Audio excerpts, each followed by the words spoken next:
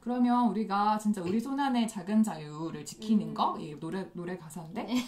그렇게, 네, 그렇게 하기 위해서 기본소득이 필요한 거구나라는 생각을 하게 됐어요.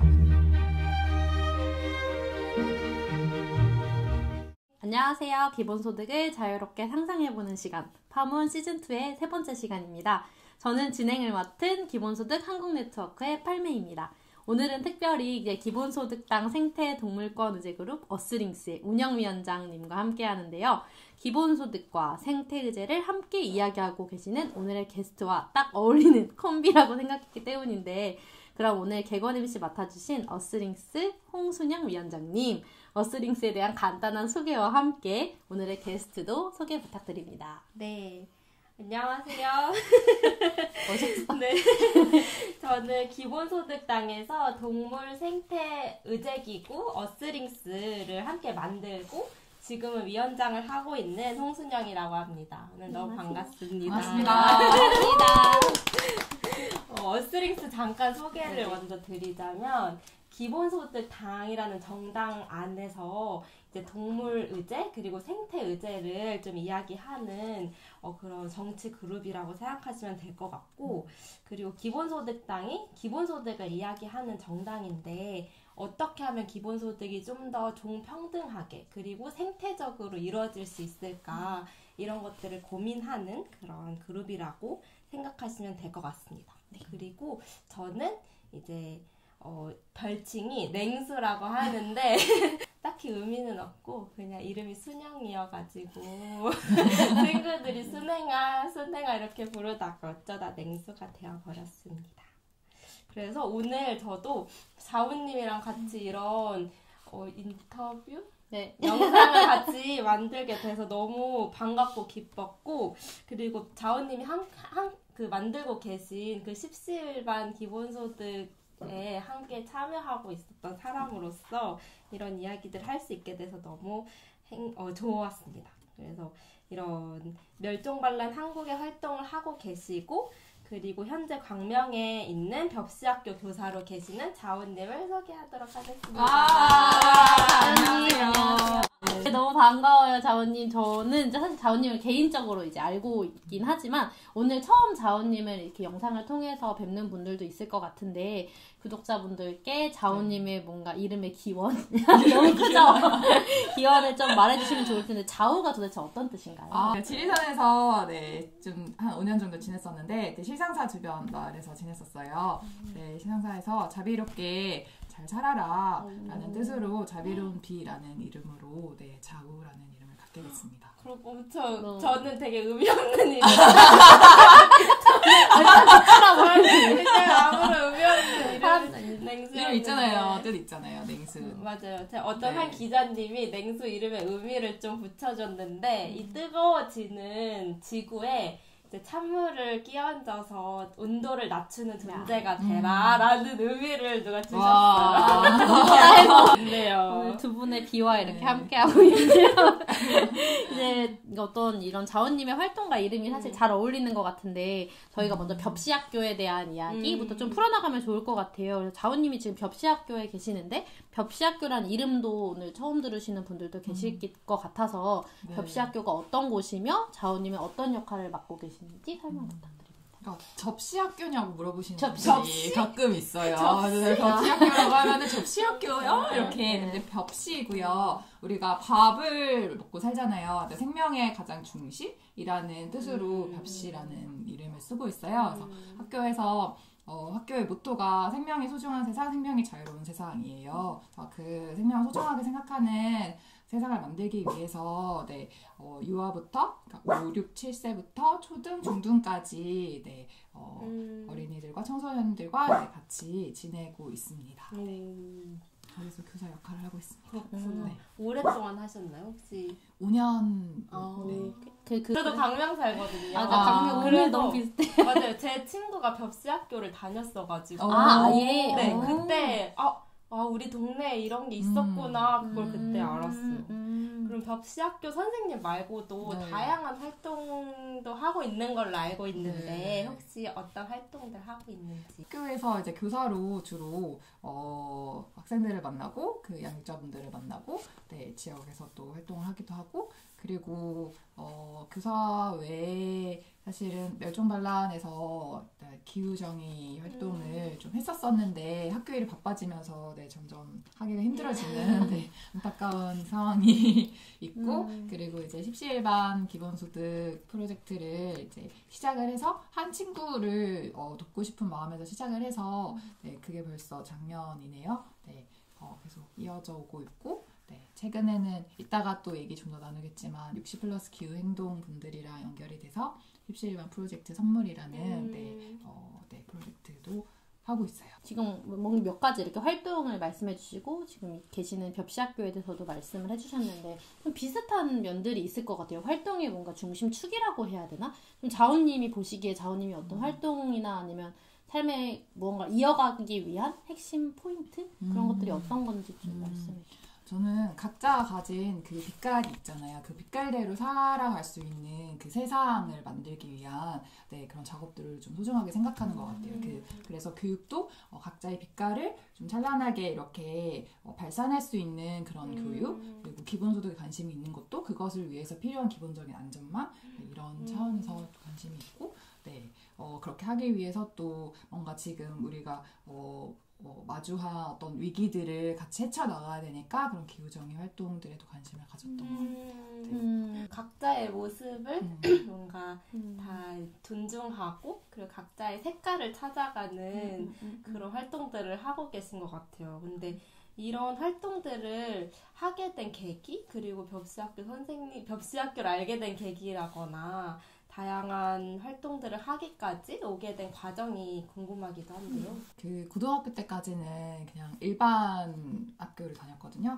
그냥 공부를 열심히 해서 좋은 대학을 가면 행복해라고 얘기하는 사회의 주문을 그대로 믿으면서 지냈고 근데 대학을 막상 가니까 그게 아닌 거예요. 그래서 내가 속았다라는 것을 네, 알게 됐고 더 이상 이렇게 주변에서 사회에서 얘기하는 것대로 그렇게 따라서 살면 안 되겠다라는 생각들을 하게 됐던 것 같아요. 그러면서 되게 많은 방황을 했고 그 방황 중에 하나는 왜 대학 들어가면은 그래도 나는 경제는 알아야지라고 생각하고 경제 그 과목을 듣잖아요. 그래서 시험을 칠 때 됐는데 여러 가지 활동들을 하면서 이제 시험 공부를 제대로 못한 거예요. 그래서 그 시험을 치러 들어갔는데 시험지가 이제 백지로 보이는 경험을 처음 한 거예요.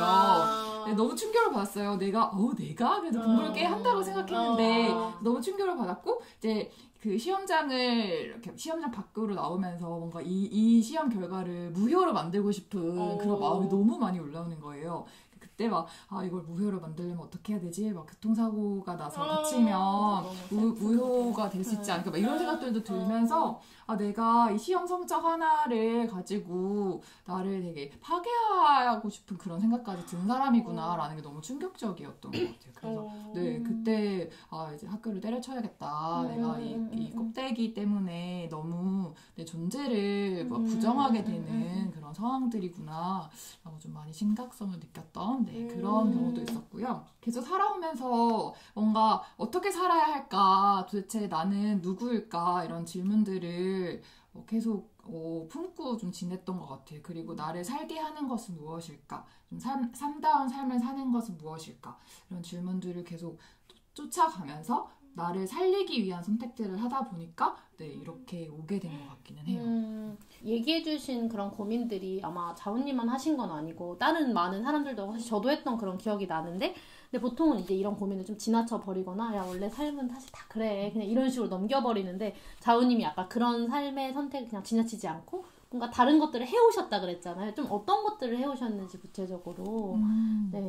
대학 때는 이제 한국 사회에서 이렇게 숨막히게 살아가는 것이 너무 힘들어서 이렇게 밖으로 나와서 국제자원활동이라고 하지만 사실 그때 저는 그게 되게 해방이었던 게 뭔가 그 존재 대 존재로서 만나는 경험들을 했었었거든요. 그래서 뭐 베트남을 가거나 뭐 인도를 가거나 이렇게 가서 사람들을 만났을 때 내가 친구가 될 수 있다라는 것들, 그 감각을 좀 처음 느꼈던 것 같아요. 그러면서 그 국제자원활동의 매력에 빠져서 1년 정도 캄보디아의 시골 마을에서 지내게 됐었고 그러면서 시골에서의 삶을 처음 이렇게 경험을 하게 됐던 거죠. 그러면서 근데 국제개발이라는 이름으로 이렇게 뭔가가 진행되고 있는데 사실은 자립적으로 살아왔던 사람들의 삶을 자본주의 체제에 편입시키는 그런 방식의 개발이 아닌가라는 질문들이 좀 들면서 국제개발에 대해서 좀 의문을 가지게 됐어요. 필요한 것도 있지만 근데 너무 과하지 않나? 이 사람들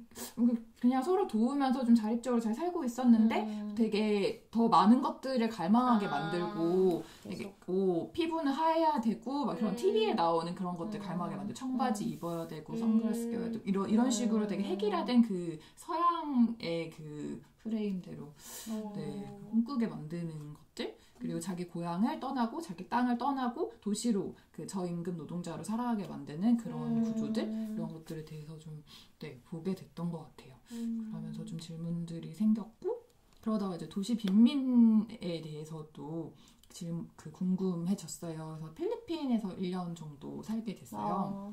교환학생으로 갔었는데 그 도시 빈민 지역에 계속 이제 매주 이제 찾아가서 이제 같이 밥도 먹고 그들이 지내는 어떤 삶을 같이 경험하고 그렇게 하면서 근데 또 그분들은 어떤 자기들이 고생을 해서 자녀들이 좀 그래도 성공을 할 수 있게 바라는 마음으로 이렇게 살아가신다고 하더라고요. 근데 그분들과의 관계에서도 사실 가진 것이 많이 있지는 않지만 항상 베풀어 주시고 밥 먹었냐고 이렇게 챙겨 주시고 그 좁은 집에서 어떤 잠자리를 나눠서 같이 저희가 머물 수 있게 해주시고 그런 마음들, 그런 넉넉함 이런 것들을 많이 배웠던 것 같아요. 그래서 그런 물질적인 것들이 필요하긴 하지만 그것은 많이는 아닐 수 있겠다. 어떤 최소한의 좀 존엄성을 지킬 수 있을 정도의 물질적인 기반이 있고 그 위에서는 좀 저마다의 살고 싶은 삶들을 좀 힘있게 살아갈 수 있는 게 어떤 모습이어야 할까 이런 질문들이 계속 좀 있었던 것 같고요. 대학 졸업한 이후에 공정여행 코디네이터로 좀 일하다가 지리산에 가게 됐고 지리산에서 이제 좀 세계관의 변화가 있었어요. 그러니까 그전에는 잘 몰랐어요. 이 세계관에 대해서 생각을 하지 않았었는데 그 지리산에 가서 우리가 되게 세상을 분리되어서 그 이분법적인 사고관으로 보고 있다라는 것도 알게 됐고 실상은 사실은 내가 나 아닌 많은 존재들로 구성되어 있다는 거. 예를 들어 나는 숨을 쉬지 않으면 살 수 없어. 나는 음식을 먹지 않으면 살 수가 없어. 나는 물을 마시지 않으면 살 수가 없어. 근데 내가 아닌 것들로 진짜 구성이 되어 있는 거예요. 그래서 그런 것들을 좀 처음 알게 됐어요. 그렇게 언어화해서 이렇게 배우는 시간들을 좀 가지고 또 이렇게 농사도 같이 짓고 같이 여러 다양한 사람들이 이렇게 지내는 것은 항상 갈등이 생기기 마련이잖아요. 그런 과정에서 어떻게 하면 좀 평화적으로 이렇게 풀어나갈 수 있을까? 갈등이 필연적인 것이라면 그런 것들도 같이 공부하고 그런 시간들을 좀 지리산에서 가지다가 광명 벽시학교로 오게 됐어요. 긴 장구한 스토리를 이렇게 길게 얘기를 해주셨는데 뭔가 차분차분하게 계속 돌아보시는 것 같아요. 뭔가 어떤 문제가 발생을 했을 때 그 문제를 그냥 지나치지는 않고 좀 한번 근데 그 과정이 결코 막 쉬었다라고 말하기는 어려웠을 텐데 중간중간에 막 어려우신 그런 점은 없었어요? 저는 제가 지금 살아있는 게 되게 기적이라고 느꼈어요. 그냥 순간순간 되게 그 선택하는 기로에 항상 저는 진짜 죽고 싶을 정도로 되게 힘든 감정적인 이런 무너짐이 오는 것 같아요. 그래서 이렇게 하는 게 맞나? 라는 질문들이 생기고 내가 제대로 가고 있나? 이건 아닌 것 같은데? 라는 선택을 내릴 수밖에 없는 그런 시점들이 찾아오고 그래서 살기 위해서 사실 계속 선택을 했던 것 같아요. 뭔가 거창한 거가 있다기보다는 살기 위해서 선택하고 이렇게. 아까 처음에 대학 얘기했을 때 내가 나를 이렇게 파괴할 수 있구나 이런 생각을 하시다가 나를 살리는 길을 찾아 헤맸다라는 말이 너무 와닿아지고 그리고 나를 살리는 것이 뭔가 주변인들을 살리는 일이기도 하고 그 말이 너무 탁 꽂혔던 것 같아요. 그러면 좀 더 이야기를 다른 주제로 넘어가서 이야기를 해보자면 오늘 저희가 찾아온 이런 이유 중에 하나가 이제 자원님이 시작하셨던 십시일반 기본소득 프로젝트에 대해서 더 자세하게 듣기 위해서 이렇게 오기도 했는데요.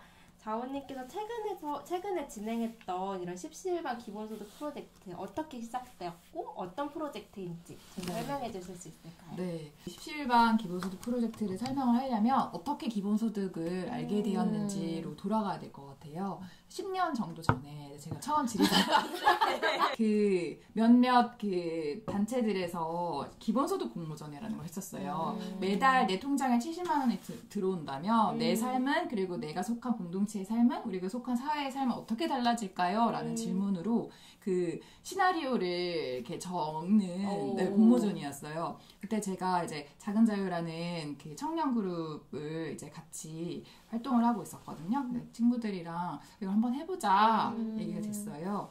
그래서 그러면 만약에 매달 70만 원씩 돈이 들어와 그러면 어떨까 생각을 해봤더니 사실 크게 다른 게 아닌 거예요. 이미 시골에서 많지 않은 소비로 살아가는 법을 아는 친구들이었고 하고 싶은 게 집을 짓는다거나 농사를 짓는다거나 아니면 자기가 하고 싶은 뭐 음악을 한다거나 이렇게 그냥 자기가 하고 싶은 거를 조금 더 힘있게 할 수 있는데 그냥 기본소득이 정말 보탬이 되는구나라는 생각을 했던 것 같아요. 그래서 그러면 우리가 진짜 우리 손안의 작은 자유를 지키는 거, 이 노래 가사인데 그렇게 네, 그렇게 하기 위해서 기본소득이 필요한 거구나라는 생각을 하게 됐어요. 그래서 기본소득 되게 좋은 거네 이런 알게 됐고 네 그때부터 이제 관심을 갖게 됐어요. 그래서 기본소득 관련된 그 한참 이제 뭐 책도 나오고 그때 뭐 기본소득 관련해서 조금씩 뭐 전국 투어하면서 얘기해 주신 분들도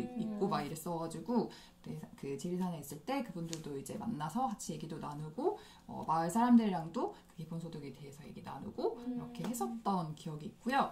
그리고 이제 지역에서 저희 그 먼저 정착한 이제 선배 세대들이 이제 새로 들어오는 청년들이 좀 잘 이렇게 살아갈 수 있게끔 지리산 청년 활력기금이라는 걸 만들어서 매달 이제 50만 원씩 1년 동안 이제 청년들에게 주는 그런 걸 진행하신 적이 있어요.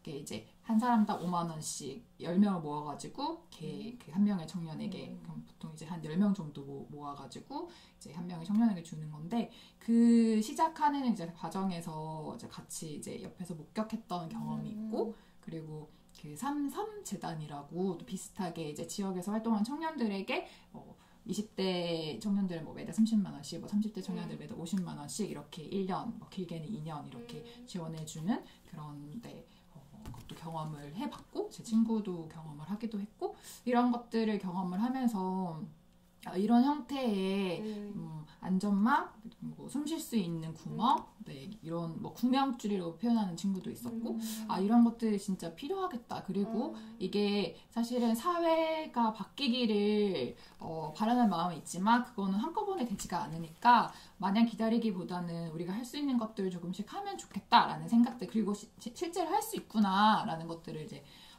경험을 했었던 것 같고 그런 것들이 이제 좀 쌓여서 이렇게 있다가 작년에 그 동물권 활동을 하는 한 그 동료 활동가가 되게 마음이 쓰여서 어떻게 도울 수 있을까 생각을 하다가 월세가 35만 원씩이라고 들었고 소득이 많지 않은 상태에서 그렇게 월세를 내면서 활동을 한다는 게 쉽지가 않아서 그러면 월세만이라도 좀 같이 해결을 해주면 좋겠다라는 생각이 들어서 월세 걱정 없이 활동하게 하라 이런 취지로 이제 올렸던 거죠. 제가 그냥 그때까지 알던 것들을 다 이렇게 합쳐가지고 올렸던 것 같아요. 그래서 한 사람당 5만 원씩 10명이 모이면 이 한 사람을 온전히 이렇게 지지해 줄 수 있는 그런 그 그물망이 생겨난다라고 하니까 사람들이 생각보다 금방 거의 하루 만에 하루 만에 이렇게 막 나도 그때 함께 할게요.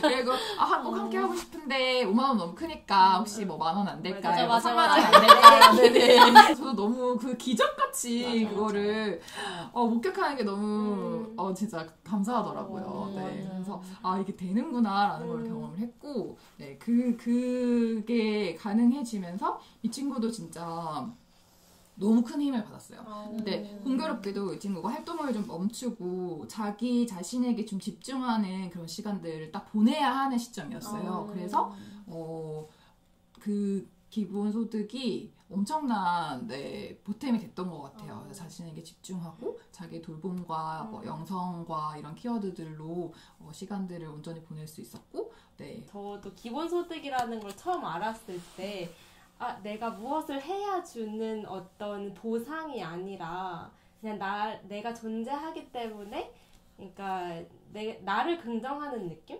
그리고 우린 존재하기 때문에 살아갈 수 있는 가치가 있다.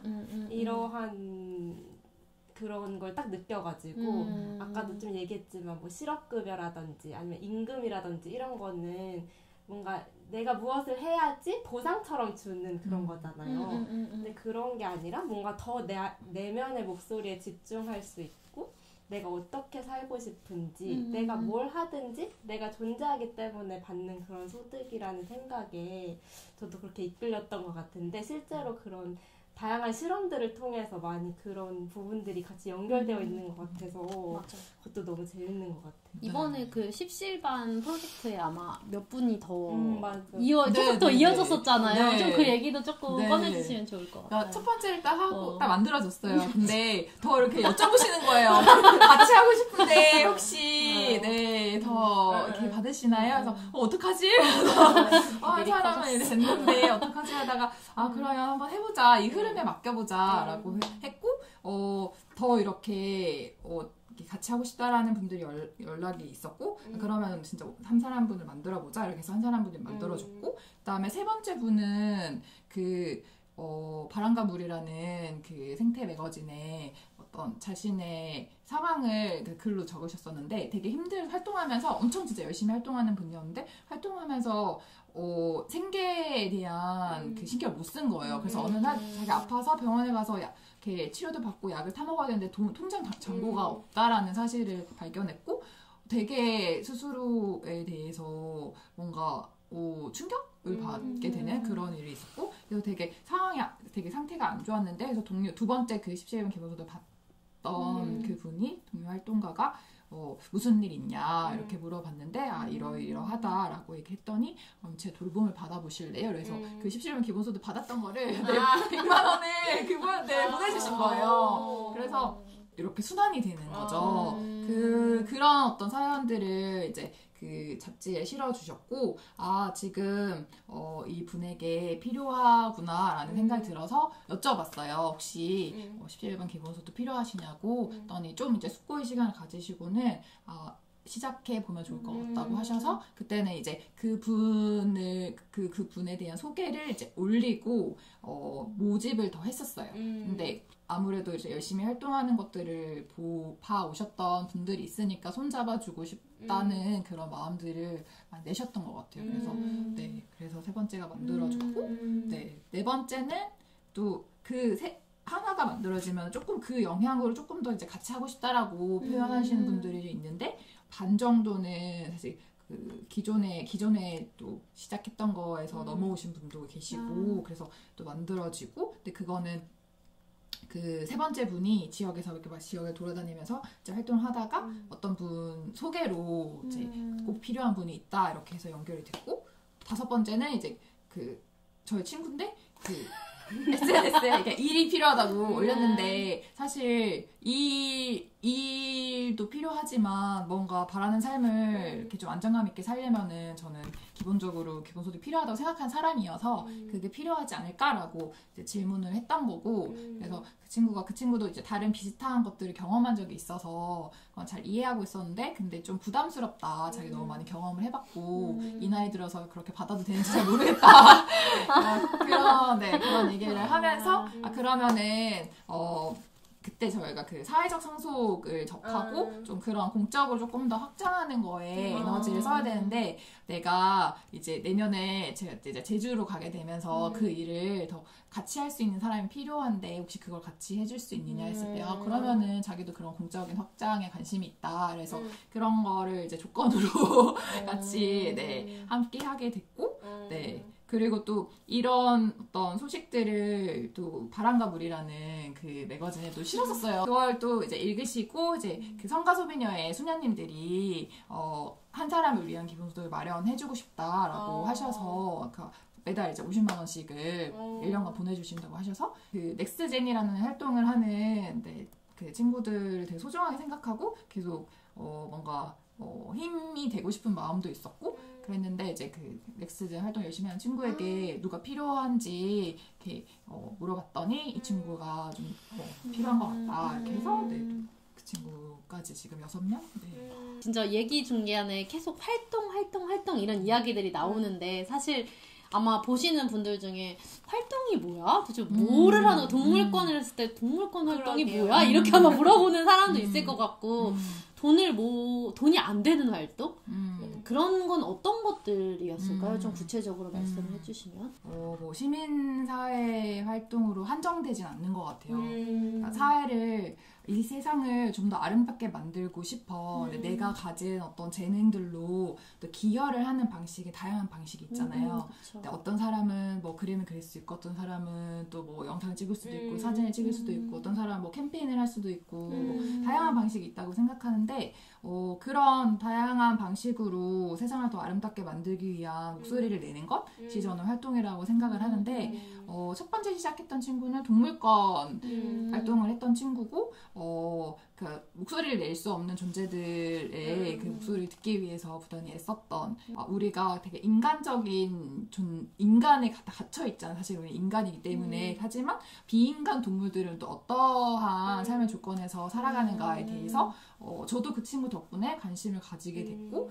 세상에 좀 이러한 거에 대해서 알리게 되는 그런 역할을 했던 것 같아요. 그 친구가 사실은 세상에 보이지 않는 것들이 되게 많고 그런 것들에서 더 나아지기 위해서 목소리를 내는 여러 활동들이 있는데 사회가 거기에 대해서 보상을 해주진 않잖아요. 그래서 기본소득, 그 17만 기본소득을 같이 만들어주시는 분 중에서는 사회가 활동가들에게 당연히 월급을 줘야 되는데 그걸 하지 않기 때문에 우리라도 이렇게 하는 것이다 라고 말씀하시는 분도 있었어요. 맞아요. 그래서 말씀하신 것처럼 굉장히 다양한 활동들이 존재하는데 그 모든 활동들의 공적인 지원이 되는 건 아니잖아요. 누군가는 그런 건 쓸모없는 일이다라고 재단해버리기도 하고 그런데 그렇기 때문에 이런 기본소득이 필요하다 이렇게 말씀해 주시기도 했는데 자원님께서 이제 17반 기본소득 프로젝트 시작하면서 처음에 무조건적인 환대라는 표현을 쓰셨었어요. 그래서 이렇게 어떤 활동들에 재단하거나 판단하지 않고 어떤 무조건적인 환대를 한다 이런 저는 그렇게 느껴졌는데 이것이 기본소득과 어떻게 연결이 되는지 이런 부분도 함께 얘기해 주시면 좋을 것 같아요. 정말 무조건적으로 하는 게 저는 기본소득 정신에 중요하다고 생각하지만 이게 현실적으로 하다 보면은 그 무조건성을 가지긴 어려운 것 같아요. 왜냐하면 어쨌든 그 활동을 하는 친구들에게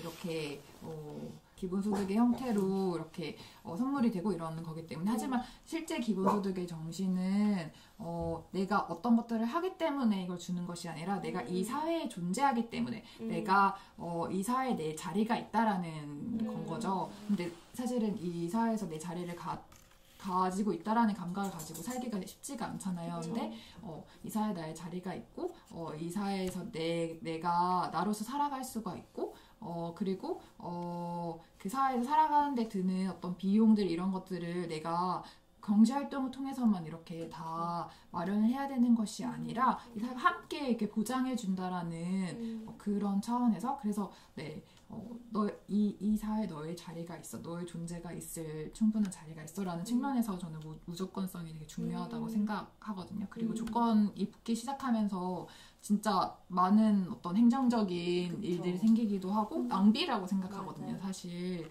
그리고 판단당하는 것에 대한 어떤 불쾌감 그리고 자존감이 낮아지는 부분들도 있고 예전에 나 다니엘 브레이크 이 영화를 본 적이 있었는데 그 사실은 그거를 증명하는 과정에서 너무 많은 에너지가 소비된다고 생각하는 부분도 있어가지고 자원님이 얘기하셨던 뭔가 사람이 각자 자기 색깔을 가지고 있는데 사회가 원하는 색깔을 보여지지 않는 사람들은 결국에는 계속 제외되고 잡아가지 않으면 다행이다. 거의 진짜 그 정도 지금 우리가 사회에 살고 있어서 기본소득이 되게 좀 새로운 아이디어였다. 근데 저는 여기 사실 글을 미리 읽고 왔는데 블로그가 하셔서 이제 거기에 인터뷰 같은 걸 이제 실어 주셨어요. 그 기본소득 프로젝트에 참여하신 분들의.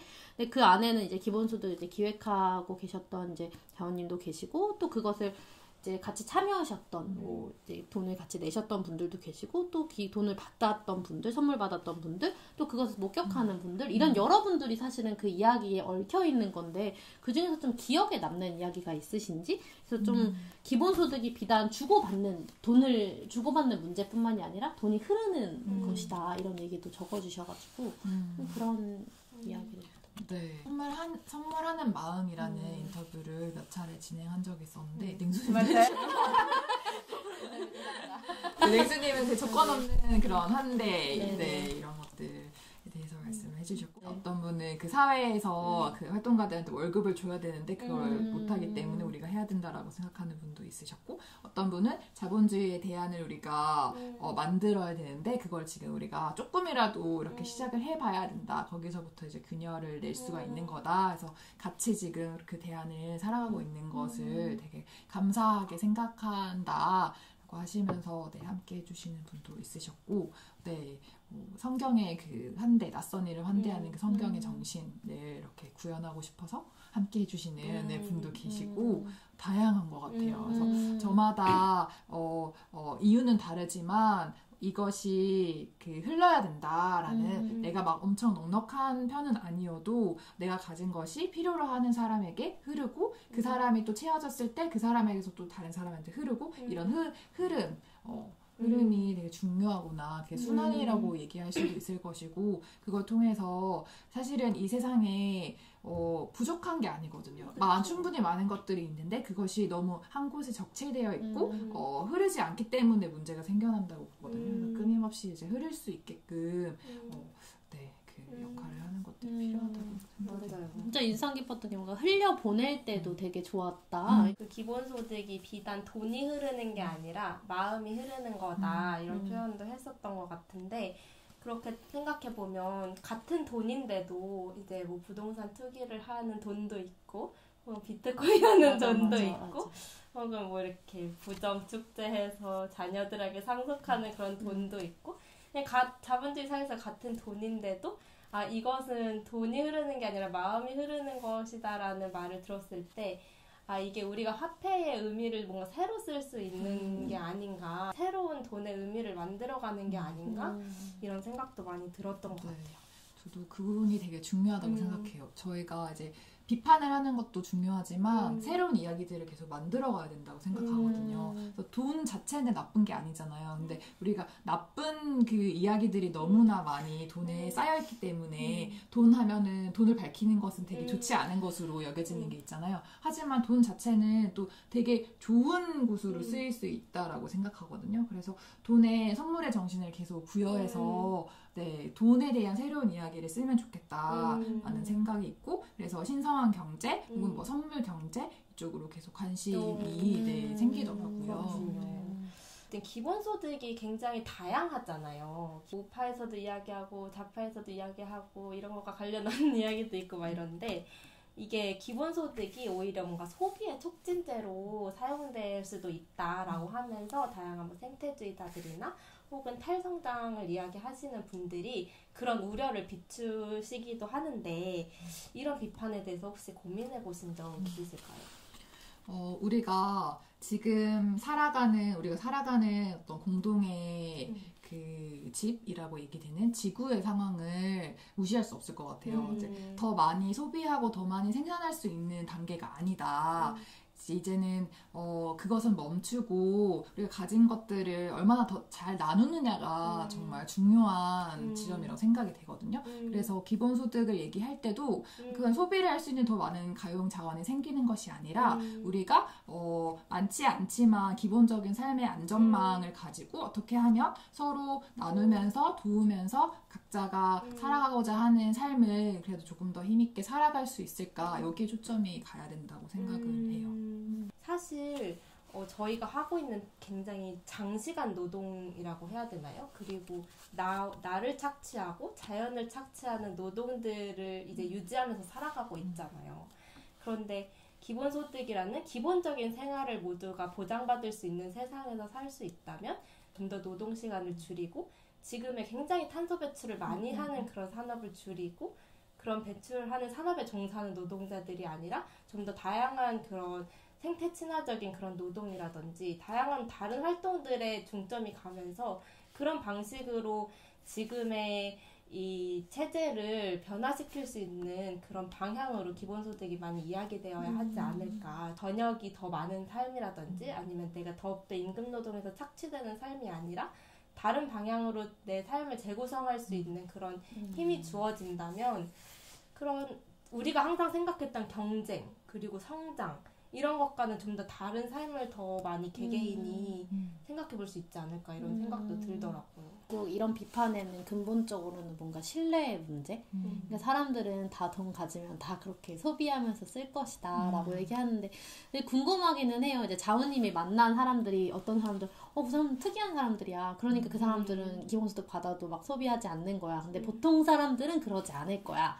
이제 더 많이 소비하고 더 많이 이제 탄소 발자국을 남길 거야. 이런 비판도 할 수는 있을 것 같은데 그런 거에 대해서는 좀 어떻게 보세요? 소비를 할 수도 있죠. 근데 그 소비가 사실은 크진 않아요. 그쵸. 기본소득이 우리가 몇백만 원을 주고 막 이런 게 네, 그러면 좋지만 그게 아니잖아요. 이렇게 뭐 지금 저희가 뭐 하고 있는 것도 50만 원 이렇게인데 50만 원으로 사실은 소비를 그렇게 크게 할 수는 없고요. 네. 소비를 하고 싶다라는 그 욕구가 있을 때는 저는 할 수도 있다라고 생각을 해요. 근데 그게 지속되지는 않을 것이다.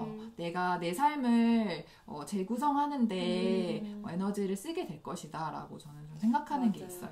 기본소득이 없는 사회 그리고 기본적인 삶에 대해서 생각하지 않는 사회에서 오히려 뭔가 어떻게 하면 내 소비 욕구를 충족시킬까 어떻게 하면 남들과 다른 어떤 뭐 사치제라고 할 수 있는 그런 것들에 대한 갈망, 욕망 이런 것도 더 커지고 그런 기본소득이라는 되게 안정적이고 그러니까 주기적으로 정기적으로 들어오는 나의 기본적인 소득을 내가 상상할 수 있다면 한 방을 노려야 된다는 그런 투기 심리라든지 아니면은 내가 어떤 다른 사람들은 가질 수 없는 어떤 걸 가져야지라는 이런 심리라든지 그런 생각들도 많이 줄어들지 않을까? 이런 지금 우리 자본주의 체제가 계속 인간 개인에게 심어주고 있는 그런 욕망 자체들이 느슨해지지 않을까? 이런 상상도 많이 하게 되더라고요. 네, 자본주의 체제에서 가장 이렇게 사람들에게 심어주는 게 부족하다라는 메시지잖아요. 그쵸. 부족하니까 계속 사야 돼. 부족하니까 뭔가 계속 열심히 해야 돼. 근데 그것이 아닌 다른 것들을 상상할 수 있어야 된다고 생각을 하거든요. 말씀하셨던 것처럼 나를 지켜주는 어떤 안전망이 있어 라고 생각이 되면 부족하지 않아. 충분해.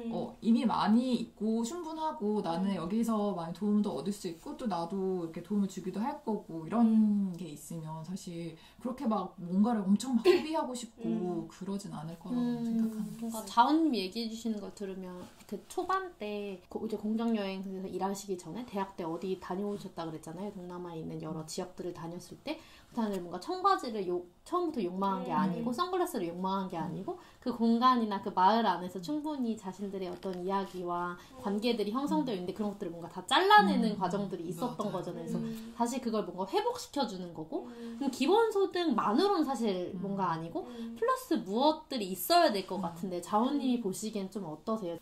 저는 일단 집이 해결이 돼야 돼. 그러니까 그 첫 번째 그 기본소득 프로젝트 시작했던 것도 월세 걱정 없이 활동하기 우리나라 너무 집에 대한 부담이 너무 커서 사실은 뭔가를 하기가 너무 어려운 상황인 거예요. 근데 집만 해결되고 기본소득만 있으면 사실은 그렇게 걱정 없이 지낼 수도 있어서 집에 대한 부분들, 그러니까 주거권에 대한 부분들이 같이 가야 된다라고 생각이 들더라고요. 그런 것들을 이제 더 확장시키려고 하는 지금 프로젝트를 기획하고 계시잖아요. 기본소득 프로젝트는 어쨌든 자우님이 계속 이제 페이스북에 어디 인스타나 이런 데 올려주시면은 기부자들이 모이는 그런 시스템이었다면은 좀 더 그것을 키우자, 그리고 공적으로 해 나가자라고 하는 흐름이 60 플러스 기후행동, 요번에 이제 십시일반 프로젝트 선물, 이것을 기획하고 있다고 들었어요. 앞에서도 얘기해 주셨고, 좀 프로젝트에 대한 소개와 그것을 진행하는 과정에 대한 이야기를 좀 부탁드립니다. 네. 처음에 그 십시일반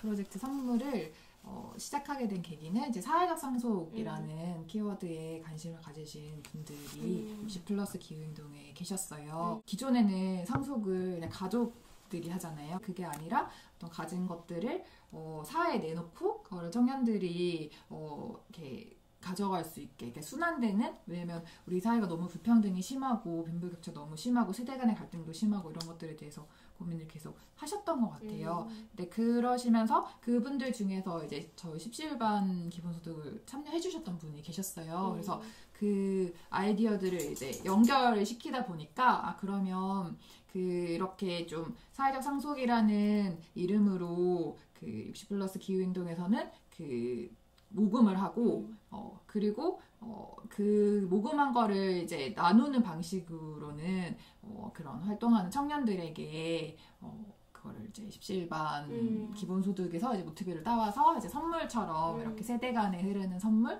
그리고 한 방향으로 흐르는 것이 아니라 또 그게 흘렀을 때 또 다른 방식으로 또 사회에 또 그들의 활동이 기여가 되니까 그런 정신을 좀 더 살려서 해보자 라는 취지로 진행이 되고 있어요. 지금은 좀 어느 정도 진행이 된 상황일까요? 12월 달부터 이제 1년 사이클이 시작이 됐거든요. 그래서 네 분이 같이 하게 됐고, 그거는 그 사회적 상속 운동이 이제 활성화되면 그만큼 이제 기금이 잘 모이면 이렇게 함께 할 수 있는 그 분들도 늘어나는 거기 때문에 이게 이렇게 점점 나선형으로 뭔가 이렇게 확장될 수 있는 거네요. 그러면은 어떤 활동을 하고 계신 분들이 조금 계실까요?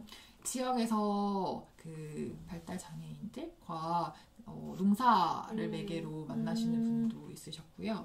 그리고 그 뮤지션, 싱어송라이터 하시면서 지역에서 이제 뭐 텃밭도 꾸리고 이렇게 사람들을 초대해서 같이 그 장들을 이렇게 마련하고 그런 분도 계셨고, 그리고 또 서울이라는 지역이지만 지역 정당 활동에도 관심이 있으시고, 또 여러 그런 동물 해방이나 지역 그 난개별을 반대하는 그런 활동들의 목소리를 내시는 분도 계셨고, 또 뭐 기후정의 활동 쪽에서 또 뭐 직접 행동이나 이렇게 열심히 활동하시는 분도 계셨어요. 지금 그런 분들이 뭔가 경제적 사정이나 이런 것들이 좀 어려운 상황이긴 한 걸까요? 공적으로 너무나 필요한 일들이잖아요. 그 일에 대한 경제적인 보상이 있는 상황은 아니기 때문에 되게 항상 고민하면서 내가 어디까지 할 수 있을 것인가, 그리고 그 생계를 해결하는 것과 내가 원하는 활동, 필요하다고 생각하는 활동을 하는 그 사이에서 계속 이제 줄타기를 아슬아슬하게 하면서 활동들을 해오는 분들이 되게 많은 걸로 알고 있어요. 기금이 많으면 정말 많은 분들에게 이렇게 순환이 되면 좋겠다라는 생각이 들더라고요. 그분들은 뭔가 공적 지원을 받을 수 있는 통로가 많지 않은 상황인가 보네요. 그 공적 지원이 사실은 조건들이 되게 많이 붙잖아요. 그래서 인건비나 이런 거에 사실 쓸 수 있는 비율이 한정되어 있기도 하고, 많은 정산 작업들과 이런 것들을 요구하기도 하고, 그러니까 적절하게 딱 쓸 수 있는 그런 지원들이 많지가 않더라고요. 정말 어려운 상황이긴 하네요, 정말. 요번에 선물 프로젝트에서는 그 기본소득이라는 이름은 어쨌든 빠진 걸로 알고 있는데 어떤 뭐 이유가 있었는지 그런 것도 궁금해요. 그 기본소득이라는 말 자체가 그 단어 자체에 너무 초점이 돼서 우리가 그 전달하고자 하는 어떤 정신이 잘 드러나지 않을까봐 거기에 대해서 우려해 주시는 분도 계셨고, 그리고 십시일반을 해서 이렇게 선물이 흐르게 하는 거기에 좀 더 초점을 두고 해보면 어떨까라는 제안도 있어서 선물이라는 말도 되게 좋은 것 같아요. 이런 십시일반이라는 말도 너무 좋고 장명을 너무 잘했어요. 근데 한편 이렇게 생각하시는 분도 있을 것 같아요. 기본소득에 사실 되게 중요한 정신 중에 하나가 주고 나서 간섭하지 않는 부분이거든요. 그럼 그거에 대해서 좀 우려하거나 좀 그런 거는 나온 적은 없을까요? 고민도 있으셨을 수도 있을 텐데 자우님도. 십시일반 기본소득 그걸 할 때도 그랬고, 그 십시일반 프로젝트 선물을 할 때도 그랬고, 선물을 한다는 것이 너무 그 사람의 삶에 너무 이렇게 직접적인 개입이나 부담이 되지는 않았으면 좋겠다라는 생각은 있는데 그러면서 또 이야기가 흘러야 되는 부분도 있어요. 그쵸. 그래서 그 경계를 되게 섬세하게 조율해야 되는구나라는 걸 알게 됐고 세 번째 그 받으신 수수감자님이 그 글을 쓰신 것 중에서 의무감인데 그 의무감이 너무 부담스럽지 않은 기분 좋게 받아들일 수 있는 의무감.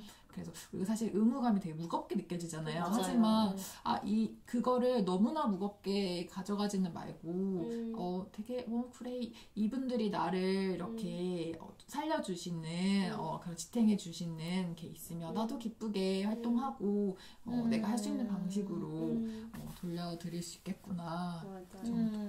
그래서 그런 것도 되게 중요한 것 같아요. 우리가 서로가 뭔가 지탱되어 있다라는 그런 감각을 같이 좀 느끼는 것도 뭔가 항상 요즘에는 다 자기가 잘 되면 내가 잘나서 그래 혹은 뭔가 다 내가 나 혼자 했지 이런 게 되게 큰데 사실은 아까 자원님이 처음에 그 지리산 가서 느꼈었던 것처럼 나는 이것을 먹어야 살 수 있고 그리고 나는 이렇게 누군가와 관계 맺어야 살 수 있고 누군가 기대어 있어야 살 수 있고 나도 누군가에게 기대어 줄 수 있고 이런 것들을 기분 좋은 부담으로 느껴지면서 그런 마음들이 이어지면 좋겠다 이런 생각이 많이 드네요. 너무 좋은데 이게 어쨌든 그 기부 문화나 이런 것들로 이어지기엔 한계가 있잖아요. 사실은. 그리고 또 활동을 사실 하진 않고 있지만 뭔가 나도 내 색깔을 드러내고 싶은 사람들이 분명히 여기저기 정말 많을 건데 뭔가 국가 제도로서 이게 사실은 정착되기 위한 과정도 있을 거고 그런 고민도 있으실 것 같아요. 그래서 좀 그런 고민이 마지막으로 좀 나눠주시면. 그래서 정치의 역할이 중요하다고 생각을 합니다. 우리 사회를 표현하는 말 중에 하나가 저는 각자 도생이라는 말인 것 같아요. 그래서 각자가 진짜 아무도 날 지켜주지 않고 나 또한 누구를 지키지 않고 정말 각자가 자력으로 뭔가 살아남아야 한다 이런 감각이 우리 사회에 팽배한 것 같다는 생각이 들어요. 저는 다양한 사회적 참사에서도 그렇고 다양한 뭐 이런 공적 구조가 제대로 작동하지 않아서 뭔가 목숨을 끊고 있는 그런 사람들도 그런 각자 도생 사회에서 나오는 그런 비극이라고 생각이 들기도 하고 그리고 혹은 내가 정말 아픈데 내 아이가 아픈데 이제 소아과 같은 경우에도 굉장히 요즘에는 의료 붕괴 사태가 일어날 정도로 많이 그런 의료 시스템이 위태위태하잖아요. 그래서 정말 내가 어떤 운이 좋아야 혹은 내가 정보를 잘 캐야 혹은 내가 내 능력을 잘 개발해서 살아남아야 한다. 이런 감각이 굉장히 팽배한 사회인 것 같은데 그것이 아니라 우리는 서로가 서로를 지탱하는 그런 공동체를 만들어야 하고 그리고 그것은 우리가 함께 공유하고 있는 것들이 너무 많다. 뭐 땅도 그렇고, 뭐 공기도 그렇고, 뭐 다양한 우리가 쓰는 뭐 빅데이터도 그렇고, 지식도 마찬가지고, 이건 사실 누구 한 명이 만든 게 아니라 다 같이 공유하고 다 같이 만들어 온 건데, 그거에 대한 감각을 깨우는 방식의 그런 사회를 만들어야 되지 않나? 우리는 같이 함께 연대하고, 함께 살아가야 한다. 이런 메시지를 전하는 그런 국가의 제도로서 그런 기본소득이 실현되어야 되지 않을까 그런 생각도. 사실 활동을 이어나가면서도 어느 순간은 난 늘 혼자다라고 생각하면서 절망에 빠지는 그런 사람들도 있고 그래서 어느 순간 안 보이게 되는 사람들도 있고 그런데 이제 그 마음이 지속될 수 있도록 좀 이런 프로젝트가 이어졌으면 좋겠다는 맞아요. 그런 마음이 정말 듭니다. 네. 마지막 질문이에요. 자온님이 바라는 세상 그리고 자온님과 연결되는 이들이 바라고 있는 세상은 어떤 것일까? 이런 것이 좀 궁금하고 또 기본소득은 그런 세상을 만드는데 혹은 그런 세상에서 어떤 역할을 할 수 있을지 마지막으로 질문을 드려볼게요. 재미있는 에피소드가 있는데 그 학교 선생님들이랑 얘기하다가 그 자우가 꿈꾸는 세상이 된다고 해서 내가 행복하진 않을 수 있어 라고 얘기해 주신 선생님이 있었어요. 제가 약간 그 별명 중에 유기농 독재라는 있었는데 제가 옳다고 생각하는 게 딱 있고 그거 그렇게 돼야 돼라고 생각하는 게 되게 강했어요. 그러다 보니까 그게 되게 좋은 건데 다른 사람은 거기에 대해서 거부감을 가지게 되는 경우도 있었어요. 그런 것들 이제 경험을 하고 나니까 내가 옳다고 생각하는 그 상을 주장하기보다는 각자가 소중하게 생각하는 것들을 잘 지켜갈 수 있는 그 토대를 만드는 것들을 같이 하는 것들에 난 좀 더 에너지를 쓰고 싶다. 그리고 내가 바라는 세상도 뭔가 하나의 색깔이 아니라 다양하게 이렇게 드러나면서 그 자체로 아름다울 수 있다라는 것들을 살면서 배워가는 것 같아요. 예전에는 내가 이게 좋은 거지 무조건 채식해야지 뭐 유기농 해야지 약간 이런 식으로 이게 아니구나. 그러니까 아무튼 반성했습니다. 자우님 얘기 들으면서 뭔가 되게 수평적 혁명에 대한 생각이 드는 것 같아요. 뭔가 우리도 뭔가 성취해 나가고 더 나가고 색깔도 하나가 되고 이런 생각이었는데 뭔가 되게 봄 되면은 이 초록이 진짜 동생이 아니라는 것처럼 정말 다양하게 막 너무 막 펴있잖아. 이것도 예쁘다 저것도 예쁘다 이렇게 펴있는데 좀 그런 것처럼 그런 다양한 존재들이 각자답게 존재할 수 있는 그런 세상을 좀 만들어 나갔으면 좋겠어요. 여기까지 파문 이제 시즌2 세 번째 이야기를 마무리하면 될 것 같은데 바쁘신 와중에 이제 이번에 게스트로 와주셔서 너무 감사드리고 이제 개건 MC로 이제 멀리 오늘 이제 퇴근하시고 나오신 앵수 위원장님께도 감사드립니다. 그리고 무엇보다 이제 마지막까지 함께 해주신 이제 시청자 여러분께 감사드리며 앞으로 이제 곡길 시즌2로 찾아올 테니 구독, 좋아요 많이 눌러주세요. 감사합니다. 감사합니다. 감사합니다.